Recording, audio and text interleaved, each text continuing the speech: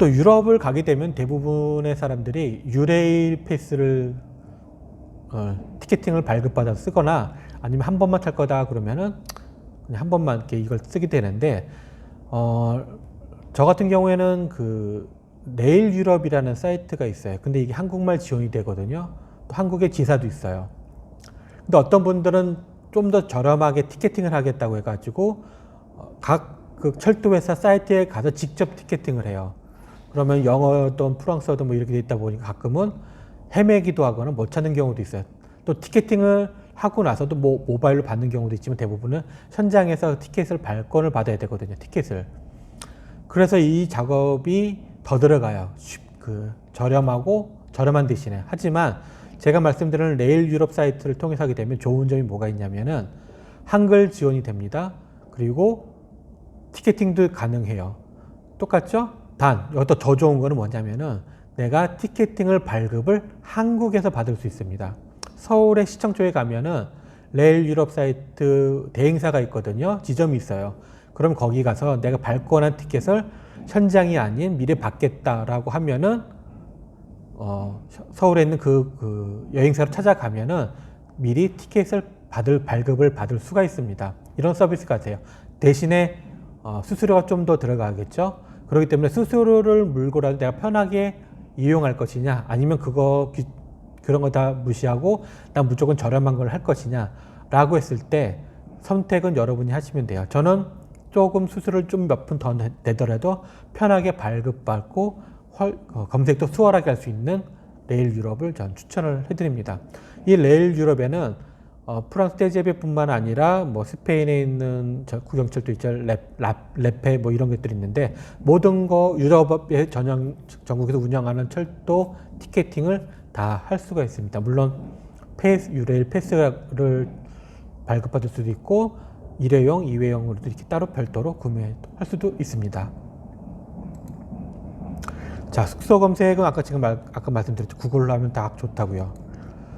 그래서 구글 말고도 숙소를 검색하고 싶은 게 있는데 뭐 사이트마다 조금씩 차이가 있지만은 에어비앤비는 솔직히 전 별 추천하지 않는 게 거기는 민박집 대체 빈박집 위주인데 에어비앤비에서 하는 민박집 중에 골 때리는 것들도 좀 있어요. 그래서 뉴스로 나와서 문제가 된 적도 있거든요. 그렇기 때문에 가능하면은 호텔스닷컴이든 컴바인이든 뭐 부킹닷컴이든 이런 데를 통해서 하시는 게 좋고요. 또 때에 따라서는 부킹닷컴 같은 경우에는 무조건 현장 결제를 신청할 수가 있어요. 미리 그 카드 결제나 이런 거 하는 게 아니라 예약해 놓고 현장 그 숙소 가서 바로 거기서 현금 결제도 할 수 있는 그런 기능이 있거든요. 그런 걸 또 활용할 수가 있습니다. 그렇기 때문에 여러분들의 편의에 따라서 그걸 선택을 하셔서 진행하시면 되겠습니다. 자, 그리고 또 해외여행 갈 때 제일 많이 찾는 게 스마트폰. 그러면서 유심 카드를 갖다가 많이 선택을 합니다.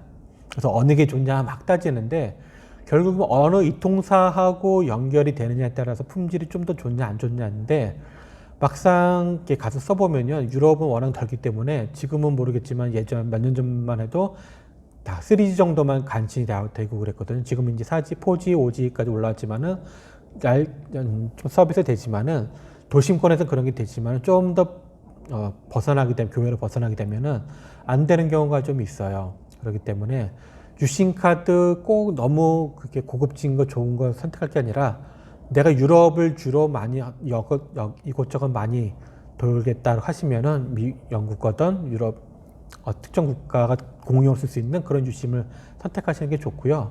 아니면은 그냥 그 나라에서만 쓸 수 있는 유심만 선택해도 충분합니다. 그리고 대부분이 이제 그 기관권이거든요.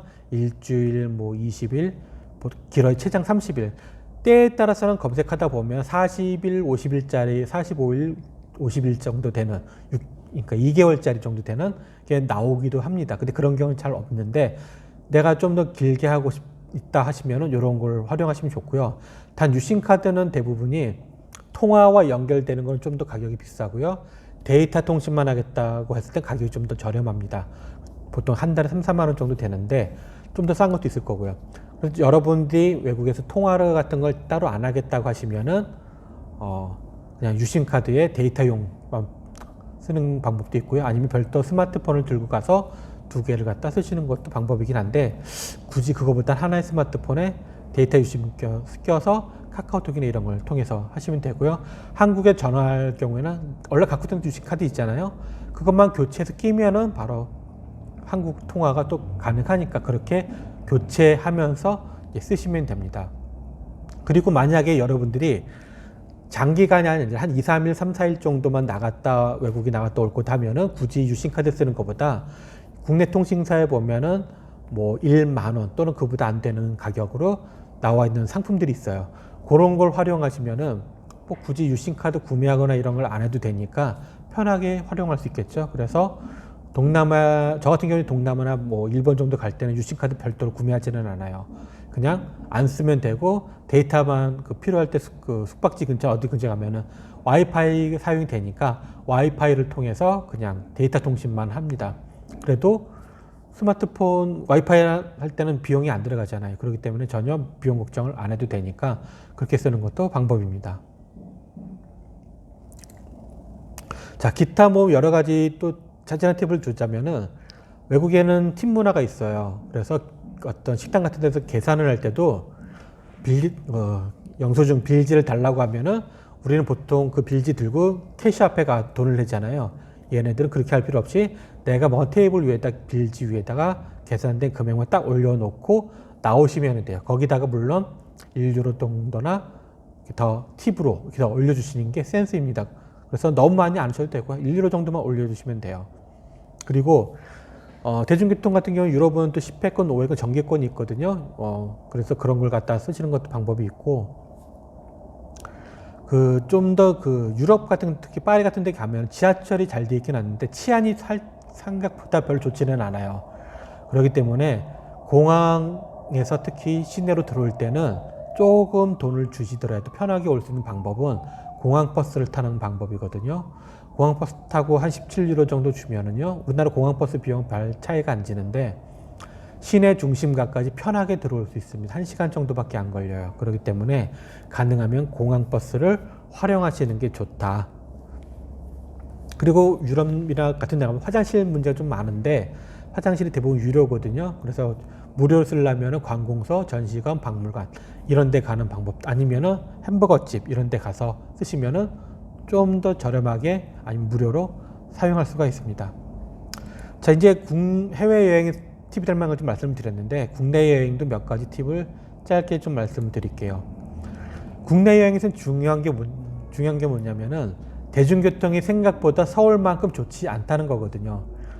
잘 돼 있어 봤자 부산, 인천, 대전, 대구 이런 데 큰 대도시들은 그러면 늦게까지 버스가 있지만 그래도 보통 우리 서울처럼 뭐 새벽까지 다니거나 이런 게 없어요. 10시, 11시 거의 끊기는 경우가 많거든요.